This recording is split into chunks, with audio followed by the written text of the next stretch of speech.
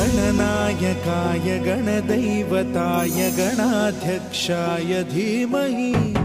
गुणशरीराय गुणमण्डिताय गुणेशानाय धीमहि गुणातीताय गुणाधीशाय गुणप्रविष्टाय धीमहि एकदन्ताय वक्रतुण्डाय गौरीतनयाय धीमहि गजेशानाय भालचन्द्राय श्रीगणेशाय धीमहि